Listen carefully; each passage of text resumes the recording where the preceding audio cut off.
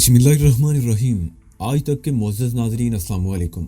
अब किस्त 66 मुलाहिज़ा फरमाएं। कम से कम इस मामले में मैं तुम्हारा साथ देने को तैयार हूँ। बताओ मुझे क्या करना है। इसमें शुबा नहीं कि मैं थालूब की बातों से बहुत मुतासर हुआ था।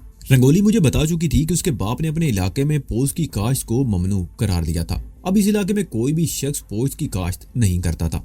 इस मामले में थालूब भी बाप के नक्शे कदम पर चल रहा था। ये बात भी मुझे रंगोली ही ने बताई थी कि दूर दराज के रहने वाले एक काश्तकार ने पहाड़ों में पोस्त की फसल उगा दी थी।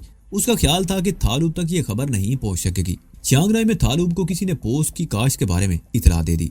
थालूब अपने सारे काम छोड़कर अगले ही रोज चंद आदमियों को लेकर पहाड़ों में पहुंच गया और न सिर्फ पोस्त की खड़ी फसल तबाह कर दी बल्कि उस काश्तकार का मकान भी जला कर राख कर दिया।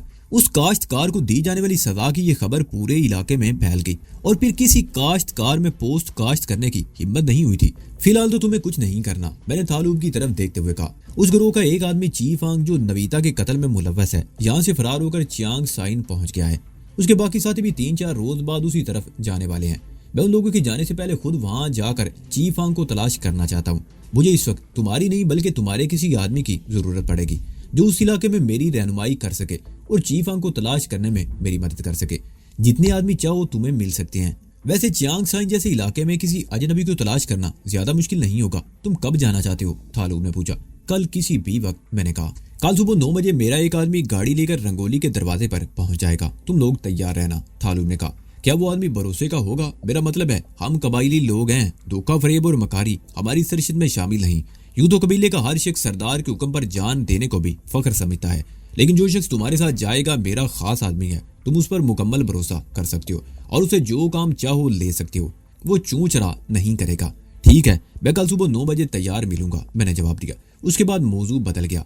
थालूब की बात उसे अंदाजा हुआ कि उसे मुल्की और बैनुल अक़वामी सियासत से भी गहरी दिलचस्पी थी। वो इस मौजू पर रवानी से बोलता रहा और मैं बीच में हूँ हाँ करता रहा। मुझे सियासत से कोई दिलचस्पी नहीं थी और जाहिर है मैं ना तो कोई बहस कर सकता था और ना ही इन बातों में उसका साथ दे सकता था। जब हम जाने के लिए उठे तो रात के 2 बज रहे थे। थालूब बार बार निदामत का इजहार कर रहा था कि वो मेरी कोई खिदमत नहीं कर सका। होटल के नाइट क्लब के प्रोग्राम 2 बजे तक ही होते थे और इस वक्त लोग वापस जा रहे थे। वो लड़की न जाने कहां से आकर हमारे साथ शामिल हो गई जिसे शुरू में थालूब के साथ देखा गया था। थालूब ने पहले हमें रंगोली के कार के पास छोड़ा और फिर उसी लड़की के साथ अपनी जीप की तरफ चला गया। रंगोली ने वहां बैठे बैठे 3 पैग पिए थे और मुझे शुबा था कि अगर वो कार ड्राइव करते हुए बहक गई तो हम तीनों का अंजाम बहुत खतरनाक होगा। लेकिन रंगोली पूरी तरह अपने हवास में थी। उसके बारे में मेरे खदशात बेबुनियाद निकले। मेरा ख्याल था कि प्रसाद वगैरह सो गए होंगे, लेकिन वो सब जाग रहे थे। हम तकरीबन 1 घंटे तक लाउंज में बैठे प्रोग्राम बनाते रहे। मैंने रंगोली को रास्ते में भी समझा दिया था कि मेरी अदम मौजूदगी में उसे क्या करना है। थालूब ने मुझे बता दिया था कि चियांग साइन में मुझे कहाँ ठहरना है। उसने वहां का फोन नंबर भी एक कागज पर लिख कर दे दिया था। मैंने वो कागज थाई की तरफ बढ़ा दिया और रंगोली की तरफ देखते हुए बोला, इसी दौरान में अगर कोई गैर मामूली बात हो तो इस नंबर पर मुझे इतला दे देना और जब दारा वगैरह यहाँ से रवाना हो जाए तो तुम लोग भी चियांग साइन पहुंच जाना। क्या तुम अकेले जाओगे? थाई ने उलझी हुई नजरों से मुझे देखा। मैं देख रहा हूँ कि कल से तुम्हारी तबीयत ठीक नहीं। मैं तुम्हें साथ ले जाना मुनासिब नहीं समझता। चीफांग को तलाश करने में अच्छी खासी भागदौड़ करनी पड़ेगी, जबकि 2-3 दिन यहाँ रहकर तुम्हें आराम करने का मौका मिल जाएगा। मैं बिल्कुल फिट हूँ, भागदौड़ में तुम्हारा साथ दे सकती हूँ। जानकी जल्दी से बोल पड़ी। ठीक है, जानकी तुम्हारे साथ जाएगी, थाई ने कहा। जानकी के होंठों पर खफीफ सी मुस्कुराहट आ गई, लेकिन मैं अपने आप में अजीब सी बेचैनी महसूस करने लगा था। मैं जानकी को अच्छी तरह समझ चुका था। वो मुझे जेर करने के लिए मौके की तलाश में थी, लेकिन मैं हर मर्तबा बच गया था। हर ऐसे मौके पर वो वादा तो कर लेती थी कि आइंदा ऐसी हरकत नहीं करेगी, मगर वो अपना वादा भूल जाती थी। सुबह ठीक 9 बजे गाड़ी पहुंच गई। वो नीले रंग की land cruiser 4 wheel drive jeep थी। मैंने और जानकी ने अपने कपड़े एक अलग बैग में रख लिए। हम दोनों थाई वगैरह से रुखसत होकर जीप की पिछली सीट पर बैठ गए। उसी वक्त मैंने थाई के चेहरे पर अजीब से तासरात देखे थे। अगर उसे ये शुबा भी होगा कि जानकी मेरे बारे में क्या ख्यालात रखती है तो वो जानकी को हरगिज़ मेरे साथ ना जाने देती। ड्राइवर का नाम वांग डिन था। वो दरमियाने कद का सेहतमंद आदमी था। उम्र 30 के लगभग रही होगी। उसने मेरी तरह टी शर्ट और जीन्स पहन रखी थी। पैरों में जोगर्स थे। चियांग साइन नगर से सिर्फ 59 किलोमीटर के फासले पर था, मगर रास्ता पुरपीच और नहायत दुश्वार गुजार होने की वजह से यह फासला तकरीबन 2.5 घंटे में तय हुआ। रास्ते में हम चंद मिनट के लिए एक आबशार के करीब रुके भी थे। कस्बा ज्यादा बड़ा नहीं था। सड़कें कुशादा, साफ सुथरी और इमारतें जदीद तर्ज तामीर की हामिल थी। बहुत सी इमारतें ऐसी भी थी जिनसे मुकामी तहजीब का इजहार होता था। सियाहत का मरकज होने की वजह से यहाँ चंद अच्छे होटल भी थे। गेस्ट हाउसेज और हट्स तो बेशुमार थे। हट्स ज्यादातर कस्बे के तरफ में फैले हुए थे। हमारी जीप म्यूजियम के सामने से होती हुई शुमाल की तरफ जाने वाली एक सड़क पर मुड़ गई और कुछ ही फासला तय करने के बाद एक जैली रास्ते पर आ गई जो बदतरीज बुलंदी की तरफ चला गया था। तकरीबन 500 गज आगे पहाड़ी पर एक कांटे नुमा मकान जो ज्यादा बड़ा नहीं था, उसके चारों तरफ वसी रकबा खारदार तारों से घिरा हुआ था। मकान के बरामदे में एक अधेड़ उम्र आदमी बैठा हुआ था। उसने जीप को आते देखा तो दौड़कर गेट खोल दिया। वो आदमी लिबास और हुलिये ही से कबायली लगता था। जीप मकान के बरामदे के सामने रुक गई। जीप से उतरकर मैं कुछ देर चारों तरफ देखता रहा। सामने खूबसूरत लान था और इतराब में बहुत वसी रकबा घिरा हुआ था। फलदार दरख्तों की बहुतात थी। कुर्बजवार में कोई और मकान या कांटे ही नजर नहीं आ रहा था। वांगडन हमें अंदर ले आया और कांटे दिखाने लगा। बाहर से ये मकान छोटा लगता था, लेकिन इसमें 5 बेड रूम्स के अलावा वसी ड्राइंग रूम और हॉल भी था। पूरा मकान मुकम्मल तौर पर आरास्ता था। हर कमरे में जरूरत की हर चीज मौजूद थी। जानकी एक कमरे में बेड पर ढेर हो गई। सफर अगरचे ज्यादा तवील नहीं था, लेकिन वो थक गई थी। ये लूमा है। वांगडिन अधेड़ उम्र कबायली की तरफ इशारा किया। थाई, बर्मी और अंग्रेजी जबानें समझता है। थाई और यूरोपियन खाने भी बहुत अच्छे बनाता है, लेकिन तुम लोगों के लिए दोपहर का खाना होटल से आएगा। मैं भी मार्केट जा रहा हूँ, जो खाना हो बता दें। चाइनीज खाने मिल जाएंगे? मैंने पूछा। वांगडिन ने इस बात में सारी लाया तो मैंने 2-3 ऐसे चाइनीज खानों के नाम बता दिए जो हम आसानी से खा सकते थे। वांगडिन के जाने के बाद मैंने लूमा से काफी की फरमाइश की और बरामदे के सामने दरख्त के नीचे एक गार्डन चेयर पर बैठ गया। थोड़ी देर बाद जानकी भी वहां आ गई और चंद मिनट बाद लूमा भी काफी बनाकर ले आया। दोपहर का खाना हमने 2 बजे खाया। वांगडिन का ख्याल था कि हमें घर में बैठे रहने की बजाय सैरो तफरीह करनी चाहिए, लेकिन उसे क्या मालूम था कि हम यहाँ सैरो तफरीह के लिए नहीं आए थे। जब तक हमारा मिशन पूरा ना हो जाता हमारे लिए लोगों से दूर रहना ही बेहतर था। मेरे इनकार पर वांगडिन ने इसरार नहीं किया। अलबत्ता मैंने चीफ वांग का हुलिया बताकर उसकी तलाश की हदायत कर दी थी। उस शख्स का हुलिया बिल्कुल वाज़ेह है, इसे आसानी से तलाश किया जा सकता है। मैंने उसकी तरफ देखते हुए कहा, लेकिन इस बात का ख्याल रहे कि उसे शुबा ना होने पाए कि उसे तलाश किया जा रहा है। अगर तुम चाहो तो इस काम के लिए अपने भरोसे के कुछ आदमियों से मदद भी ले सकते हो, लेकिन शर्त वही है, चीफ वांग को शुबा नहीं होना चाहिए। वो बहुत चालाक है। अगर उसे शुबा भी हो गया तो फिर वो हाथ नहीं आएगा। आप मुतमईन रहिए मास्टर, वांगडिन ने कहा। उसके फरिश्तों को भी पता नहीं चलेगा कि उसके गिर्द कोई जाल बिछाया जा रहा है। ठीक है, मैं यही चाहता हूँ, मैंने सारी ला दिया। वांगडिन वहां से रुखसत हुआ तो सौदा वगैरह लेने के लिए लूमा भी उसके साथ ही चला गया। मैं और जानकी अकेले रह गए। उस वक्त हम हाल में बैठे हुए थे। जानकी बातें करते करते ऊँग गई और मैं बैठा सोचता रहा कि दारा वगैरह के आने से पहले चीफ वांग हाथ आ जाए तो इससे बहुत सी बातें मालूम की जा सकती हैं। लूमा 5 बजे के करीब वापस आ गया। 6 बजे के करीब उसने हमें काफी बनाकर दे दी और किचन में अपने काम में मसरूफ हो गया। 8 बजे के करीब वांगडिन भी आ गया। उसकी रिपोर्ट किसी तरह भी उम्मीद अफजा नहीं थी। शहर में वाक़ बेशतर होटलों और गेस्ट हाउसेस को चेक कर लिया गया था। चीफ वांग के हुलिये के किसी आदमी का अभी तक कोई सुराग नहीं मिला था। मैंने भरोसे के कुछ आदमी उसकी तलाश पर लगा दिए हैं, वांगडिन कह रहा था।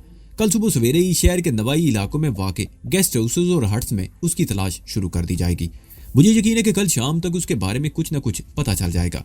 उस रात खाने के बाद मैंने फोन पर थाई और प्रसाद को भी सूरत हाल से आगाह कर दिया। रंगोली से भी बात हुई थी, वहाँ की सूरत हाल भी नॉर्मल थी। 10 बजे के करीब वांगडिन ने चीनी साख्ता AK सब मशीन गन मेरे सामने रख दी। मुझे नहीं मालूम ये ऑटोमेटिक राइफल उसने कहाँ से निकाली थी। यहाँ कोई खतरा तो नहीं, लेकिन एहतियात से अपने पास रख लो, ये लोडेड है, उसने कहा। मैं राइफल उठाकर देखने लगा और फिर उसे एक तरफ रख दिया। मेरा ख्याल था कि वांगडिन और लोमा भी काठी के अंदर ही किसी कमरे में सोएंगे, लेकिन वांगडिन ने बताया कि वो सरदार की इस काठी के अंदर किसी कमरे में सोने का तसव्वुर भी नहीं कर सकते। काठी की पिछली तरफ क्वार्टर है और वो दोनों वहां सोएंगे।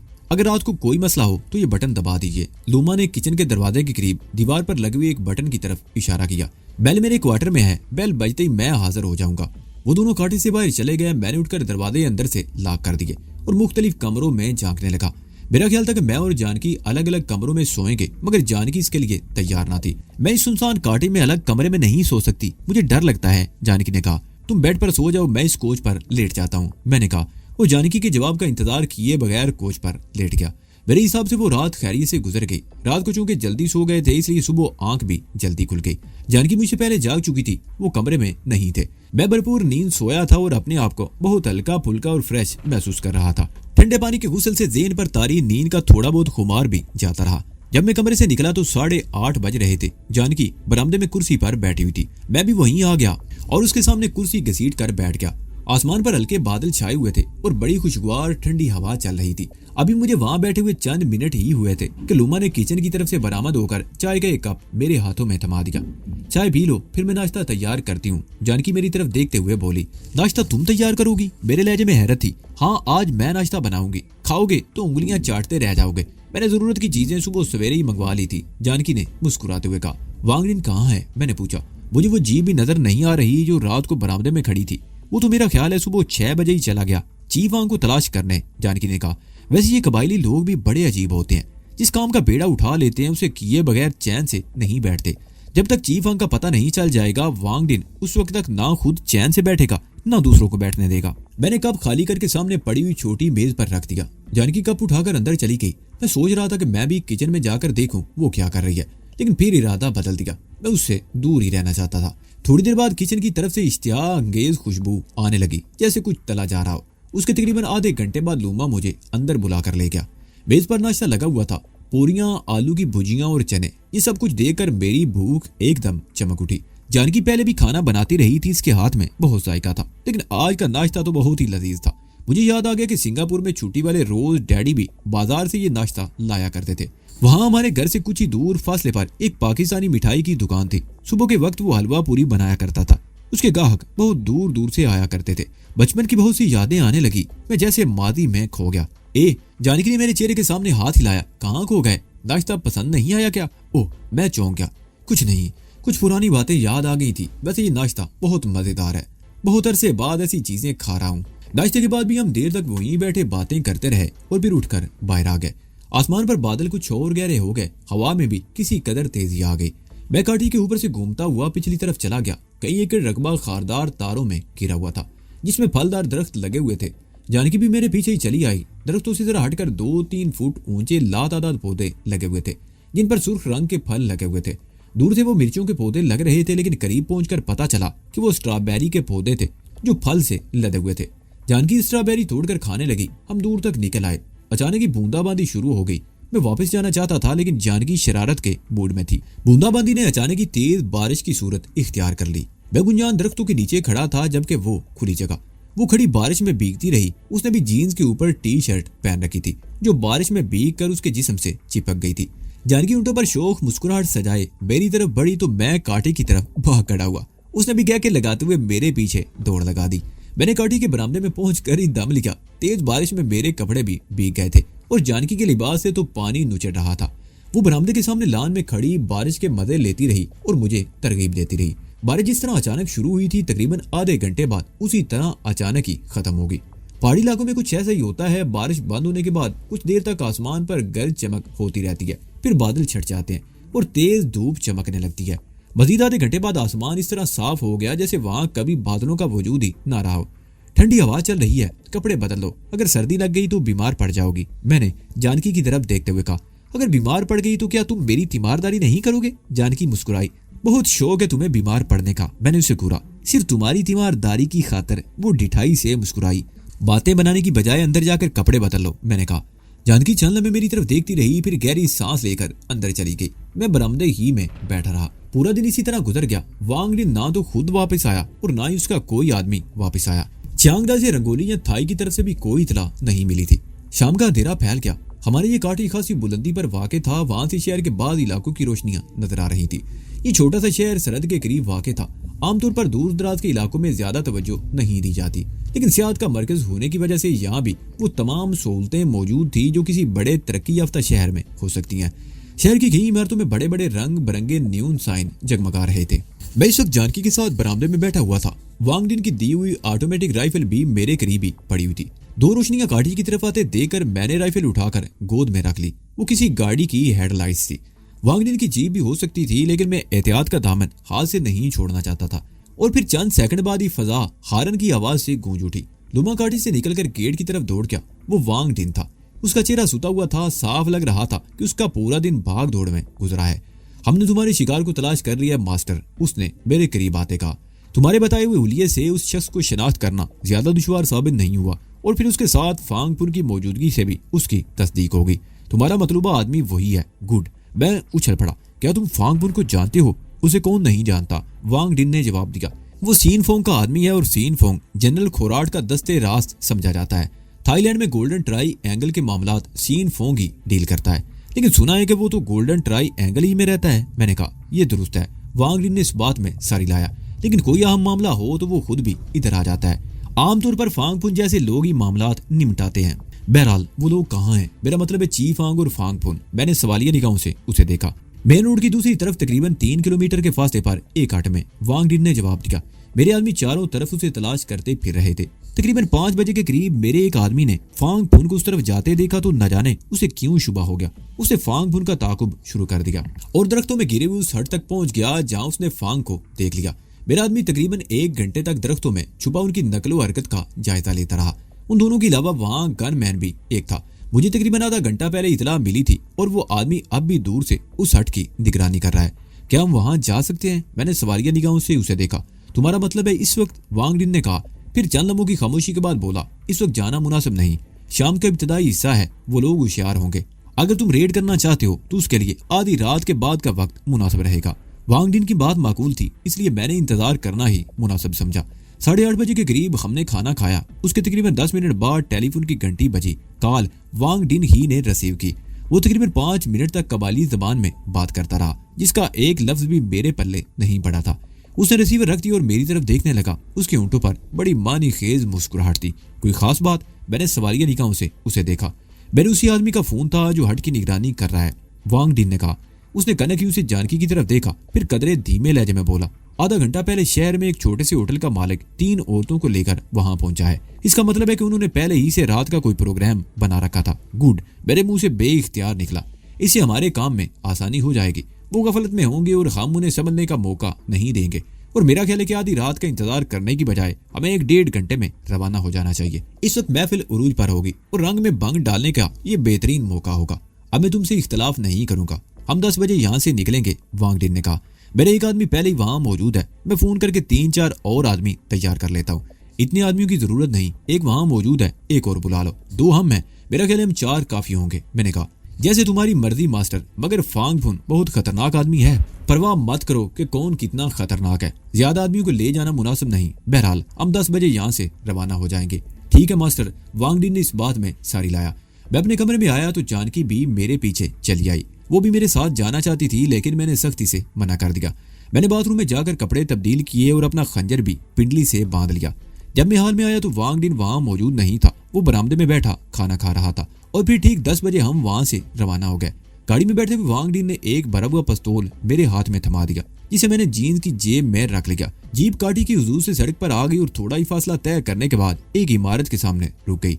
ये शायद कोई मार्केट वगैरह थी जो बंद हो चुकी थी। सिर्फ कॉर्नर की एक दुकान खुली हुई थी। ठीक 1 मिनट बाद एक आदमी इमारत की दूसरी तरफ से निकलकर जीप की तरफ आ गया और पैसेंजर सीट का दरवाजा खोलकर अंदर बैठ गया और जीप हरकत में आ गई। चेहरे के नकूश से वो शख्स भी कबायली ही लगता था, लेकिन उसने पैंट शर्ट पहन रखी थी। मेन रोड पर थोड़ा ही फासला तय करने के बाद वांग डिन ने जीप को एक तंग सी जैली सड़क पर उतार दिया। ये सड़क ज्यादा कुशादा नहीं थी। कोई दूसरी जीप या कार करीब से गुजर सकती थी। किसी बड़ी गाड़ी के गुजरने की गुंजाइश नहीं थी। सड़क के दोनों तरफ चट्टानें थी, जिन पर उगे हुए दरख्तों की शाखें सड़क की तरफ झुकी हुई थी। दाई बाई की पहाड़ियों से मुख्तलिफ मुकामात पर 3 और तंग से रास्ते इस सड़क से आन मिले थे। ये दरअसल पैदल घूमने वालों के लिए ट्रैक थे जो पहाड़ियों में अंदर दूर तक चले गए थे। तकरीबन 2 किलोमीटर का फासला तय करने के बाद वांग डिन ने जीप की बत्तियां बुझा दी और उसके साथ ही रफ्तार भी कम कर दी। गहरी तारीकी में ऐसे दुश्वार रास्ते पर गाड़ी चलाना नहायत खतरनाक था, मगर वांग डिन बड़े मोहतात अंदाज में बहुत हल्की रफ्तार से जीप चलाता रहा और फिर उसने जीप बाईं तरफ एक ऐसे रास्ते पर मोड़ दी। दूसरी सड़क सीधी चली गई थी। उस रास्ते पर तकरीबन 50 गज का फासला तय करके उसने जीप रोक ली और इंजन बंद कर दिया। हम तीनों जीप से उतर आए और एक चट्टान पर चढ़ने लगे। वो चट्टान ज्यादा ऊंची नहीं थी। उसकी दूसरी तरफ तकरीबन 200 गज के फासले पर दरख्तों से रोशनी छीनती हुई नजर आ रही थी। वो रोशनी हमारी मंजिल है, वांग डिन ने इशारा किया। हम अगर दूसरी सड़क पर चलते रहते तो हट के सामने वाले रुख पर निकलते, लेकिन इस वक्त हम हट के अकबी रुख पर हैं। हम कुछ देर वहां खड़े रहे और फिर चट्टान से उतरने लगे। तारीकी में चलना बहुत मुश्किल था। सुबह की बारिश की वजह से कहीं कहीं फिसलन भी हो रही थी। नशे में आने के बाद हम दूसरी चट्टान पर चढ़ने लगे। ये चट्टान भी ज्यादा बुलंद नहीं थी। ऊपर से सामने के रुख पर तो काटे तक आने के लिए बाकायदा रास्ता बना हुआ था। कार भी वहां तक आ सकती थी। अकबी समत में चट्टान को काट कर सीढ़ियां सी बना ली गई थी, लेकिन हम उन सीढ़ियों की बजाय दूसरे रास्ते से ऊपर जा रहे थे, जो खासा दुश्वार था। वांग डिन सबसे आगे था, उसके पीछे मैं और आखिर में वो कबायली था। गुंजान पौधों की वजह से चट्टान पर चढ़ना कुछ और भी मुश्किल था। ये भी अंदेशा था कि पौधों की सरसराहट की आवाज सुन ना ली जाए। वांग डिन एक जगह पर रुक गया और इधर उधर देखने लगा। गहरी तारीकी में कुछ नजर नहीं आ रहा था। गुंजान दरख्तों की वजह से हट की रोशनी भी हमारी नजरों से मुकम्मल तौर पर ओझल थी। वांग डिन इशारा करता हुआ दाईं तरफ बढ़ने लगा। हट की रोशनी अब नजर आ रही थी। उस तरफ 2 कमरों की खिड़कियां थी और दोनों में रोशनी थी। तुम्हारा वो आदमी कहाँ है जो हट की निगरानी कर रहा था? मैंने वांग डिन की तरफ झुकते हुए सरगोशी की। अभी मालूम करता हूँ, वांग डिन ने कहा, और चंद मिनट इधर उधर देखने के बाद मुंह से एक अजीब सी आवाज निकाली। यह आवाज लोमड़ी से मिलते जुलते एक जानवर की थी जो इन पहाड़ियों में बकसरत पाया जाता है। थोड़ी देर बाद दाईं तरफ से वैसी ही आवाज सुनाई दी। वांग डिन ने मुंह से एक बार फिर आवाज निकाली और अपने साथी की तरफ मुड़कर सरगोशी में कुछ कहने लगा। उस शख्स ने इस बात में सर हिलाया और दबे कदमों बाईं तरफ चलता हुआ निगाहों से ओझल हो गया। मैं और वांग डिन कुछ देर तक वहां खड़े सरगोशियों में एक दूसरे से मशवरा करते रहे। फिर तय ये हुआ कि वांग डिन ऊपर से चक्कर काटकर कांटे के सामने वाले रुख की तरफ चला जाए और गनमैन को काबू करने की कोशिश करे, जो यकीनन उसी तरफ होगा। मैंने कांटे की अकबी सम से कार्रवाई करने का फैसला किया था। वांग डिन के जाने के 2 मिनट बाद मैं भी दबे कदमों आगे बढ़ने लगा। उन दोनों कमरों की खिड़कियां अब साफ नजर आ रही थी। खिड़कियों के अंदर की तरफ हल्के नीले रंग के बारीक रेशमी पर्दे पड़े हुए थे। मैं आहिस्ता आहिस्ता आगे बढ़ता रहा और एक खिड़की के करीब पहुंचकर रुक गया और अंदर झांकने की कोशिश करने लगा। अंदर 2 साए मुतर्रक नजर आ रहे थे। उनमें एक औरत थी और एक मर्द। चेहरे नजर नहीं आ रहे थे, इसलिए यह अंदाजा लगाना दुश्वार था कि वो मर्द चीफ आंख था या कोई और। अचानक भारी कदमों की आवाज सुनकर मैं चौंक गया। मैंने इधर उधर देखा और खिड़की के सामने से हटकर तेजी से चलता हुआ पौधों के पीछे दुबक गया। उसके ठीक 1 सेकंड बाद एक दराज कामत आदमी कांटे की दूसरी तरफ से घूमकर सामने आ गया। वो सिगरेट के कश लगा रहा था। वो जरा आगे बढ़ा तो खिड़की से आने वाली मदम सी रोशनी में उसके कंधे पर राइफल भी नजर आई। वो मुहाफिज था। मुझे अंदाजा नहीं था कि उसे किसी बात का शुबा हुआ था या वो वैसे ही चक्कर लगाता हुआ आया था, लेकिन कुछ ही देर बाद उसकी इस तरफ आने की वजह मालूम हो गई। वो एक खिड़की के सामने रुककर अंदर झांकने की कोशिश कर रहा था। उसे अपने मकसद में किसी हद तक कामयाबी हुई थी। मुझे उसका कोई अंदाजा नहीं था। तकरीबन 2 मिनट बाद वो दूसरी तरफ से होता हुआ कांटे के सामने की तरफ चला गया। मैंने 1 मिनट और इंतजार किया और फिर अपनी कमीगाह से निकलकर दबे कदमों चलता हुआ इस मर्तबा दूसरी खिड़की की तरफ बढ़ा। यहाँ भी कुछ वैसी सूरत हाल थी। मैं भी कमरे के अंदर का मंदिर देखने की कोशिश ही कर रहा था कि कांटे के सामने की तरफ से धींगा मुश्ती की आवाजें सुनाई देने लगी। लगता था जैसे 2 आदमी आपस में भिड़ गए हों। उनके कुछ ही देर बाद फायर की आवाज सुनाई दी। इन आवाजों से मुझे ये अंदाजा लगाने में दुश्वारी पेश नहीं आई थी कि वांग डिन और मुहाफिज का टकराव हो गया था, लेकिन वो राइफल के नहीं, पिस्तौल या रिवाल्वर के फायर की आवाज थी। फायर की आवाज के साथ ही कांटे के अंदर खुलबली सी मच गई। पहले तो मैंने सोचा कि दूसरी तरफ जाकर वांग डिन की मदद करूं, लेकिन फिर मैंने दूसरे तरीके से इस सूरत का फायदा उठाने का फैसला कर लिया। पिस्तौल मेरे हाथ में था। मैंने दस्ते की जरब से खिड़की का शीशा तोड़ दिया और बड़ी फुर्ती से अंदर हाथ डालकर चुटकी खोल दी और उसके साथ ही पर्दे को पकड़कर एक जोरदार झटके से खींच दिया। कमरे में एक जवान औरत और एक आदमी था। औरत के जिस्म पर लिबास नाम की कोई चीज नहीं थी। मर्द भी बेलिबास था, जो बड़ी उजलत में पतलून पहनने की कोशिश कर रहा था। पहले बार फायर हुआ था और अब मैंने खिड़की तोड़ दी थी। औरत के मुंह से चीख निकल गई और वो भी कुर्सी पर पड़े हुए कपड़ों की तरफ दौड़ी। फांग फुन को मैंने पहले कभी नहीं देखा था, लेकिन मुझे अंदाजा लगाने में दुश्वारी पेश नहीं आई कि वो फांग फुन ही था। उसने खिड़की की तरफ देखा और मेज पर पड़े हुए रिवॉल्वर की तरफ लपका। मैंने पिस्तौल वाला हाथ आगे बढ़ाकर फायर कर दिया। गोली फांग फुन के पैरों के करीब कालीन पर लगी और वो एक झटके से रुक गया। मैं एक लम्हा जाया किए बगैर खिड़की की चौखट पर चढ़ गया। ओह तुम! फांग फुन ने मुझे पहचान लिया। तुम्हारी मौत ही तुम्हें यहाँ ले आई है। ये तो आने वाले लम्हात ही बताएंगे कि मौत किसकी आई है, मैंने कहा और खिड़की की चौखट पर खड़े होकर अचानक ही छलांग लगा दी।